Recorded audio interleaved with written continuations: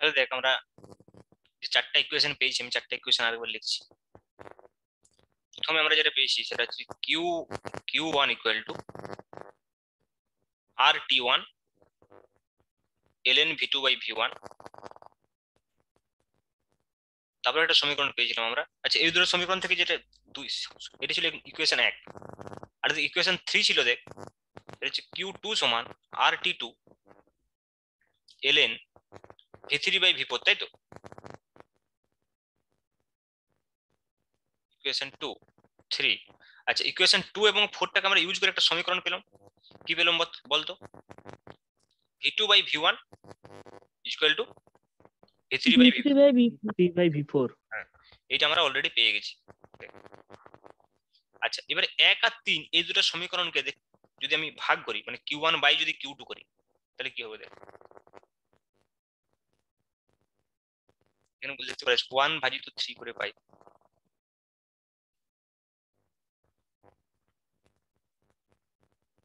দেখ Q1 by Q2 কত হবে তাহলে? RT1 ln v2 by v1 divide by RT2 ln v3 by v4। এবার দেখছি ln v2 বাই v1 এবং ln v3 বাই v4 এগুলো কেটে যাবে। কেন বলতে দেখ v2 বাই v1 সমান v3 বাই v4, তার মানে কি ln এটা ইকুয়াল টু ln এটা, আর আর কেটে গেল। তাহলে ফাইনালি আমাদের রিলেশনটা পেয়ে গেলাম Q1 বাই Q2 সমান T1 বাই T2। এটা দরকার ছিল আমাদের, Q এবং T এর মধ্যে যে রিলেশন। ঠিক আছে,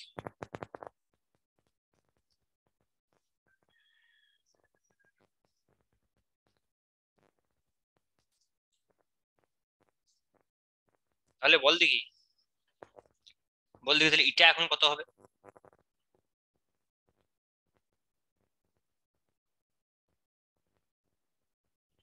তাহলে অতএব এটা ইকুয়াল টু আমি লিখতে পারি 1 - t2 - t1 - t2 t1/t2। হ্যাঁ, কারণ এটা সমান কত ছিল 1 মাইনাস Q2 বাই Q1, এটা ছিল এটা। তাহলে Q2 বাই Q1 কত হবে? T2 by T1। তাহলে এটা আমরা লিখতে পারি 1 minus t1/t2 T2 by T1, পরে Q2 নিচে Q1, t2/t1। এটা বাই এটা। আর এটা যদি আমরা পার্সেন্টেজ বলি তাহলে 1 মাইনাস T2 বাই T1। তাহলে দেখ আমরা যদি সোর্স আর সিঙ্কের টেম্পারেচার জানি তাহলে আমি ইঞ্জিনের কর্মদক্ষতা বলতে পারবো। ঠিক আছে, এইটা ছিল আমাদের actually Planck Kelvin statement. Planck Kelvin statement থেকে আমরা এটাকে ডিফাইন করলাম, তারপরে কার্নো ইঞ্জিনের সাহায্যে Q1 Q2 এর সঙ্গে T1 T2 রিলেশন বের করেছি, দিয়ে আমরা ফের এটাতে বসিয়ে দিলাম। এটা ফার্স্ট কাজ, এটা ইঞ্জিনের জন্য। এবার আমরা পড়বো রেফ্রিজারেটরের জন্য কি হবে। ঠিক আছে, সেটা হচ্ছে কি না, সেটা হচ্ছে ক্লোসিয়াস স্টেটমেন্ট। যেমন প্লাঙ্ক কেলভিন স্টেটমেন্ট ছিল, ওইটাকে বলা হয় ক্লোসিয়াস স্টেটমেন্ট, যেটা রেফ্রিজারেটরের জন্য প্রযোজ্য। দেখো নেক্সট টপিক সেটিং করো ক্লোসিয়াস স্টেটমেন্ট বা ক্লোসিয়াসের বিবৃতি। তাপগতিবিদ্যার দ্বিতীয় সূত্র বললে দুটোই লিখতে হবে, যদি শুধু দ্বিতীয় সূত্র বলি প্লাঙ্ক কেলভিন স্টেটমেন্ট এবং ক্লোসিয়াস স্টেটমেন্ট।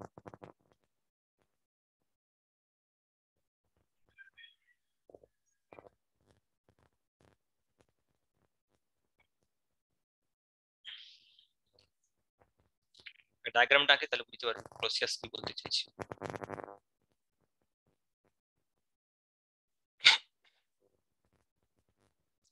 রেফ্রিজারেটরে কি হয় বল দেখি, লো টেম্পারেচার বডি থেকে হিট গ্রহণ করে হাই টেম্পারেচার অবজেক্টে বর্জন করে। ফ্রিজে যেটা হয়, ফ্রিজে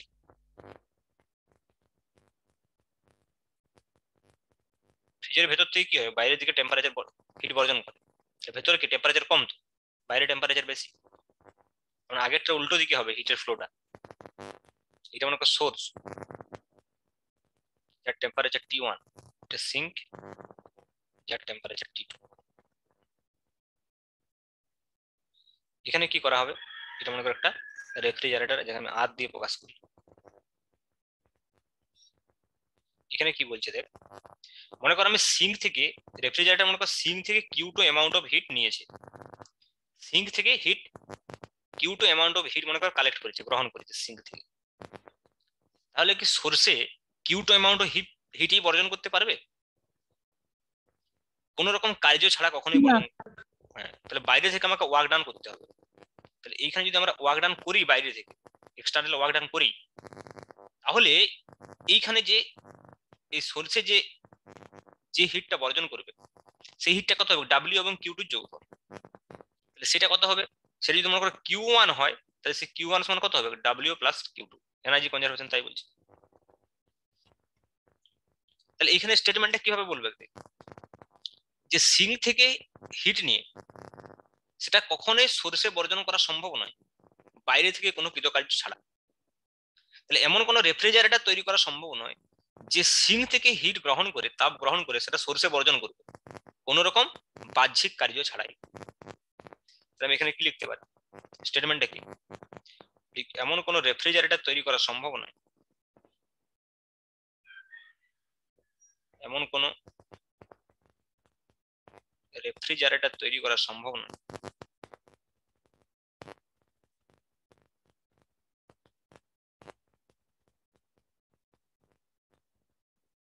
তৈরি করা সম্ভব নয় যা সিঙ্ক থেকে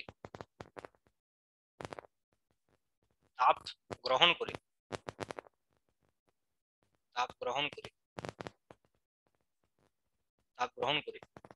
কোন রকম বাহ্যিক কার্য ছাড়াই সোর্সে বর্জন করে। কোন রকম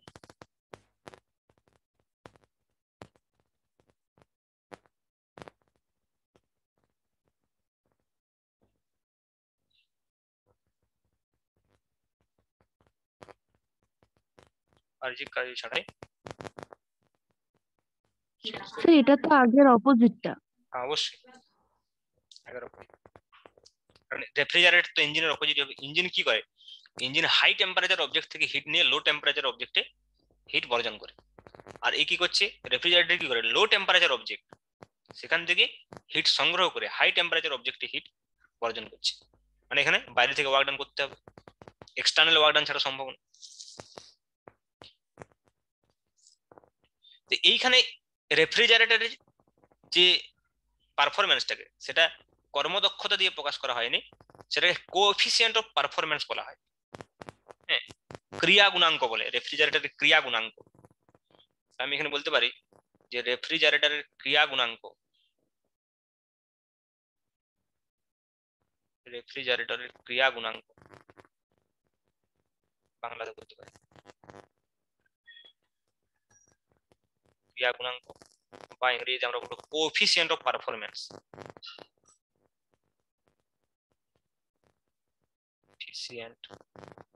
কোএফিসিয়েন্ট অফ পারফরমেন্স,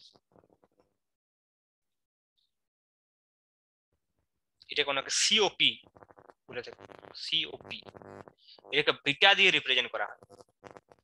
আগে যেমন এটাকে ইটা দিয়ে রিপ্রেজেন্ট করা হতো কর্মদক্ষতা, আর কোএফিসিয়েন্ট অফ পারফরমেন্স বা সিওপি এটাকে বিটা দিয়ে রিপ্রেজেন্ট করা হয়।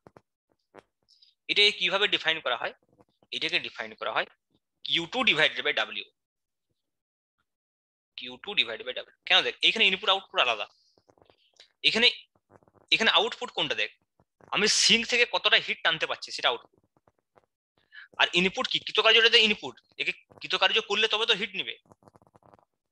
দেখ ইনপুট আউটপুট কর্মদক্ষতা মানে সবসময় অবশ্যই আউটপুট বা ইনপুট, কিন্তু ইনপুট আউটপুটে চেঞ্জ হয়ে যাচ্ছে। আগের ইনপুট আউটপুট কি ছিল? দেখ আগে আমার এখান থেকে Q1 অ্যামাউন্ট অফ হিট গ্রহণ করছিল আর আমাকে কৃতকার্য দিচ্ছিল। তাহলে যেটা নিবে সেটা তো ইনপুট, আর যেটা দিবে সেটা আউটপুট। ওই জন্য আমরা তখন কত লিখেছিলাম? আউটপুট বা ইনপুট ডাব্লিউ বাই Q1। কিন্তু এইখানে কি? এইখানে আমি ডাব্লিউ কে দিলে তবে এই Q2 অ্যামাউন্ট অফ হিট নেবে। তাহলে এইটা কি? ইনপুট, আর এটা কি? আউটপুট। তাহলে আউটপুট কত? Q2, ইনপুট কত? ডাব্লিউ। এবার তুই এই ইকুয়েশনটা যদি দেখিস, দেখ Q1 equal to W plus Q2, তাহলে এখান থেকে ডাব্লিউ কত পাবি? Q1 minus Q2। তাহলে এই Q2 বাই কত লিখবো আমি? Q1 minus Q2। ঠিক আছে? তাহলে এইটাকে যদি আমি টেম্পারেচার দিয়ে রিপ্রেজেন্ট করি, সেম ইকুয়েশন কাজ করবে, Q1 বাই Q2 সমান T2 বাই Q1 সমান T2 বাই T1। তাহলে আমি এখানে প্রপোর্শনাল রিলেশন যদি ইউজ করি, এটা কত হবে? T2 divided by T1 minus T2, এটাই হবে প্রপোর্শনাল Q2 এর সঙ্গে T2। Q proportional to T, তো তাহলে অনুপাত আছে, তাহলে T2 by T1 minus T2 লিখতে পারি বিটা। তাহলে বিটা যদি আমি পার্সেন্টেজ বলি, তাহলে কত হবে? Q2 by W equal to T2 by T1 minus T2 into 100। এটা হচ্ছে কোএফিসিয়েন্ট অফ পারফরম্যান্স। 100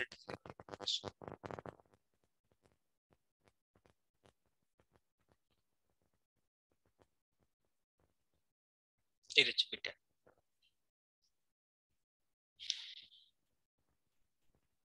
এবার দেখ এইটারও আমি অল্টারনেটিভ ফর্মটা কিভাবে লিখবো। দেখ এখানে বিটা সমান কত? Q2 by W in general, Q2 by W। এবার এই এক্সপ্রেশনটাতে কি বলছে এখানে, এই ছবিটাতে কি বলছে ডায়াগ্রামটা, যে W কখনোই শূন্য হওয়া সম্ভব নয়। এবার দেখ W ছাড়া হিট এখান থেকে কোনো গ্রহণ করতেই পারবে না, যে বর্জন করবে, W ছাড়া কোনো কাজ হবে না। W নট ইকুয়াল টু 0, তাহলে W আমি বলতে পারি যেহেতু W নট ইকুয়াল টু 0, তার মানে beta not equal to infinity. W 0 হলে বিটা তো ইনফিনিটি হবে। তার মানে এমন কোনো রেফ্রিজারেটর তৈরি করা সম্ভব নয় যার কোএফিসিয়েন্ট অফ পারফরম্যান্স অসীম, যার ক্রিয়া গুণাঙ্ক অসীম। তাহলে আমি লিখতে পারি, অর্থাৎ এমন কোনো রেফ্রিজারেটর তৈরি করা সম্ভব নয় যার ক্রিয়া গুণাঙ্ক অসীম। অর্থাৎ এমন কোনো রেফ্রিজারেটর তৈরি করা সম্ভব নয়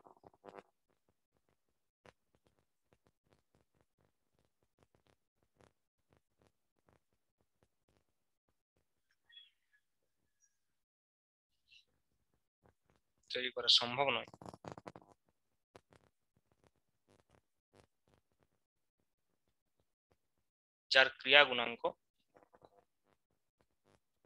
অসীম, যার ক্রিয়া গুণাঙ্ক অসীম। ইনফিনিটি পারফরম্যান্সের কোনো রেফ্রিজারেটর তৈরি করা সম্ভব। ঠিক আছে,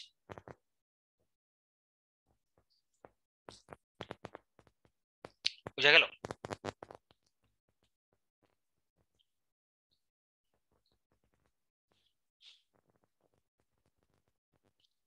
নেক্সট আমরা যেটা বলবো, এই চ্যাপ্টারটা প্রায় শেষ, আর একটা টপিকস বাকি আছে, এটা হলো কার্নট থিওরাম। এটা বলে লিখি, তাহলে এটা শেষ হয়ে যাবে। এটা কার্নট থিওরাম বা কার্নো উপপাদ্য বলা হয়। এটা সিম্পল উপপাদ্যটার প্রমাণ আমাদেরকে করতে হবে না, শুধু স্টেটমেন্ট গুলো জানতে হবে। কার্নো উপপাদ্য বা কার্নট থিওরাম। আমি কিন্তু কোনো টপিকস বাদ দিই নাই। তোদের এই যে সিলেবাসটা, যে নতুন যে শর্টকাট সিলেবাসটা করেছে, ওই সিলেবাসটা অনুযায়ী আমি কোনো টপিকস বাদ দিই, সব টপিকসই পড়াচ্ছি। তার কারণ হচ্ছে তোদের 11-এর পরীক্ষাটার কোনো গুরুত্ব নাই, হলেও কি না হলেও কি, বুঝছি, কিন্তু টপিকস বাদ দিয়ে কোনো লাভ নাই। 12-এর বরঞ্চ কিছু কিছু আমি ওদেরকে বলে দিয়েছি, কিন্তু ওদেরকে বলে দিয়েছি যে কোন কোন টপিকস তোদেরকে বাদ দিতে হবে। তোদের সেটা প্রয়োজন নাই। ঠিক আছে, আমরা প্রায় সব টপিকসই পড়ে ফেলি। ফেব্রুয়ারির মধ্যে সিলেবাস শেষ করে দেবো। যদি পরীক্ষা হয় তাহলে মার্চ মাসটা রিভাইজ হবে, আর যদি পরীক্ষা না হয় তাহলে মার্চ মাসে 12 স্টার্ট হবে। তবে পরীক্ষা হবে মনে হচ্ছে, কারণ ওই যে মাধ্যমিকের নাকি বলেছে যে টেস্ট পেপার বেরিয়েছে আজকে, সভাপতি বলেছে যে সঠিক নির্দিষ্ট সময়ে পরীক্ষা হবে। কারণ এইবারের কোভিডটাকে কেউ পাত্তা দিচ্ছে না, ঠিক আছে, ডেথ রেট অনেক কম বলে।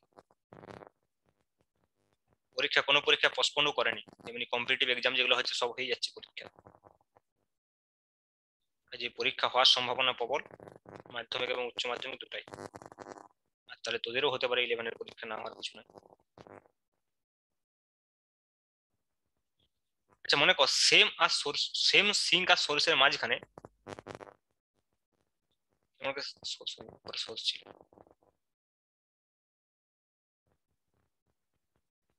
সোর্স সিঙ্ক, সেম সোর্স আর সিঙ্কের মাঝখানে মনে কর দুটো ইঞ্জিন কাজ করছে, একটা ইঞ্জিন রিভার্সিবল ইঞ্জিন, একটা ইরিভার্সিবল ইঞ্জিন। একটা হচ্ছে রিভার্সিবল ইঞ্জিন আর বলছি, আর একটা হচ্ছে ইরিভার্সিবল ইঞ্জিন আর বলছি। আর মানে কি ইরিভার্সিবল, আর আর মানে কি রিভার্সিবল ইঞ্জিন। রিভার্সিবল আর ইরিভার্সিবল প্রক্রিয়া আমি বলেছিলাম, যেটা আগের স্টেপে ফিরে আসা যায় সেটা রিভার্সিবল, আর যেটা শর্তগুলোর প্রয়োজন করে আগের স্টেপে ফিরে আসা যায় না সেটা ইরিভার্সিবল। তো মনে কর দুটো ইঞ্জিন, একটা রিভার্সিবল একটা ইরিভার্সিবল, যদি একই সোর্স আর সিঙ্কের মধ্যে কাজ করে তাহলে বলছে সবসময় রিভার্সিবল ইঞ্জিনের কর্মদক্ষতা ইরিভার্সিবল ইঞ্জিনের কর্মদক্ষতার থেকে বেশি হবে। ঠিক আছে, এইটা হচ্ছে কার্নোট উপপাদ্যের প্রথম স্টেটমেন্ট। দুটো স্টেটমেন্ট হচ্ছে কার্নোট উপপাদ্য। প্রথম স্টেটমেন্ট কি বলছে, যে রিভার্সিবল ইঞ্জিনের কর্মদক্ষতা ইরিভার্সিবল ইঞ্জিনের থেকে বেশি হবে সবসময়। আমরা লিখতে পারি একই সোর্স এবং সিঙ্কের মধ্যে, একই সোর্স এবং সিঙ্কের মধ্যে ক্রিয়ারত, এবং সিঙ্কের মধ্যে ক্রিয়ারত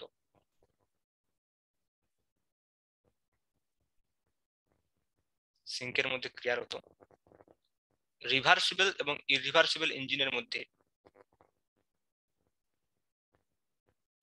এবং ইরিভার্সিবল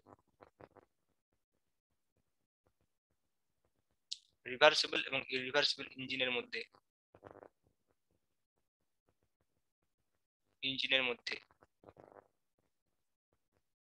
মধ্যে রিভার্সিবল ইঞ্জিনের কর্মদক্ষতা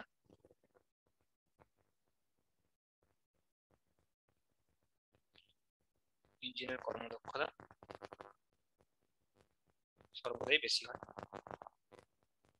সর্বদাই বেশি হয়।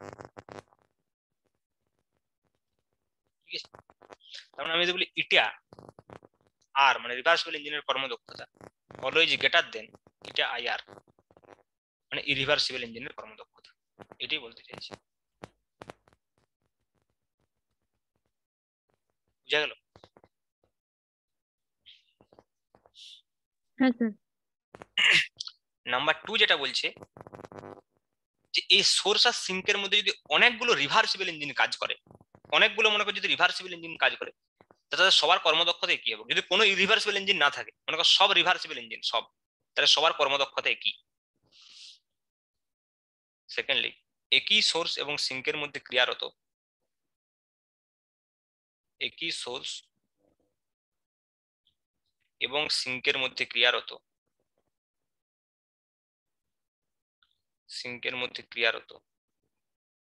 একই সোর্স এবং সিঙ্কের মধ্যে ক্রিয়ারত সমস্ত রিভার্সিবল ইঞ্জিনের কর্মদক্ষতা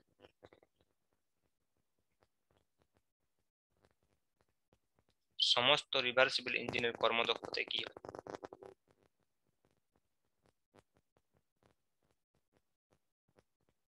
সমস্ত রিভার্সিবল ইঞ্জিনের কর্মদক্ষতায় কি হয়? বাস, এই দুটি স্টেটমেন্ট। এবং লাস্ট আমি টপিকটা একটু সামান্য পড়িয়ে দিই, কারণ হচ্ছে ওই টপিকটা আমাদের ফিজিক্সের সিলেবাস অ্যাকচুয়ালি নেই, তো আমি একটু সামান্য বলে দিই। এন্ট্রপি, যেটা তোর কেমিস্ট্রি পড়িছো হয়তো, কেমিস্ট্রিতে রয়েছে, তো এন্ট্রপিটা জাস্ট আমি একটু টাচ করি, তাহলে চ্যাপ্টারটা একদম শেষ, পুরোপুরি শেষ। নেক্সট হেডিং কর এন্ট্রপি।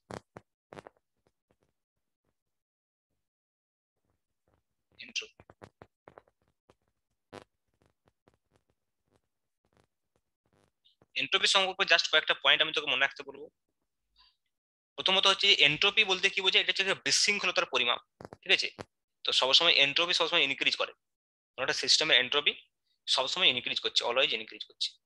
ঠিক আছে, তাহলে এন্ট্রপি হচ্ছে কি আসলে বিশৃঙ্খলতার পরিমাপ। এন্ট্রপি বিশৃঙ্খলতার পরিমাপ।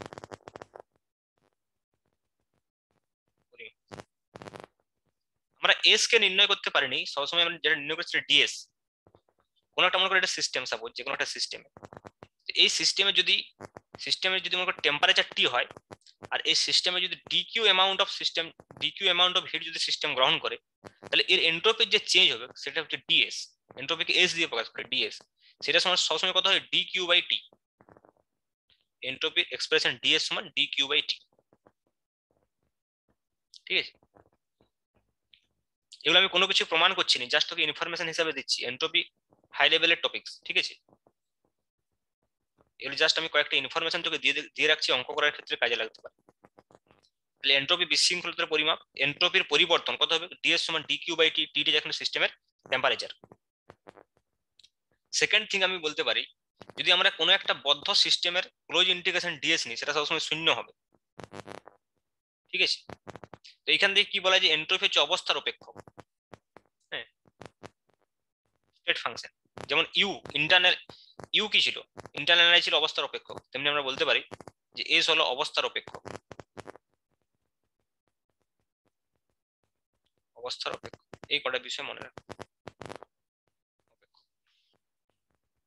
আরেকটা বিষয় আমি বলে রাখি, অনেক সময় যদি এমন হয় যে কোনো একটা সিস্টেমের মধ্যে ডিকিউ অ্যামাউন্ট অফ তাপ গ্রহণ করার পরে সিস্টেমের টেম্পারেচার যদি মনে ভেরি করে T1 থেকে T2, হ্যাঁ, তখন আমরা এই টেম্পারেচারটাকে এভারেজ টেম্পারেচার নেব। তখন টি এভারেজ হবে T1 প্লাস T2 বাই 2। ঠিক আছে, অনেক সময় এটা নেওয়া হয় এভারেজ টেম্পারেচার।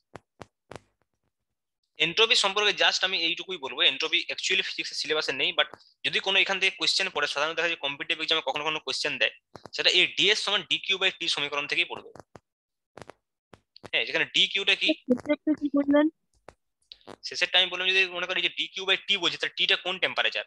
মনে করো একটা সিস্টেম ডিকিউ অ্যামাউন্ট অফ তাপ গ্রহণ করার ফলে তার টেম্পারেচার মনে করো চেঞ্জ হয়ে গেল T1 থেকে T2, তখন তুই কোন টেম্পারেচারটা বসাবি নিচে ডিকিউ বাই টি তে, তখন এভারেজ নিতে হবে T1 প্লাস T2 বাই 2 করে।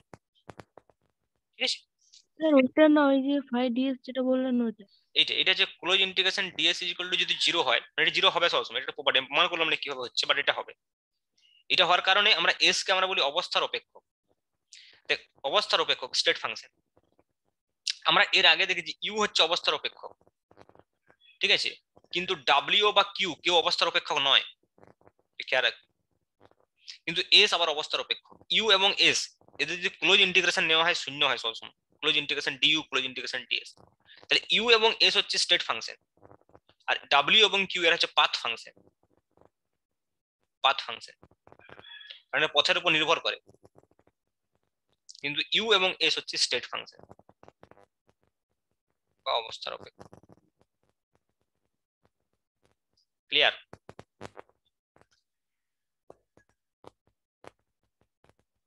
তাহলে আমাদের সেকেন্ড ল অফ থার্মোডাইনামিক্স শেষ।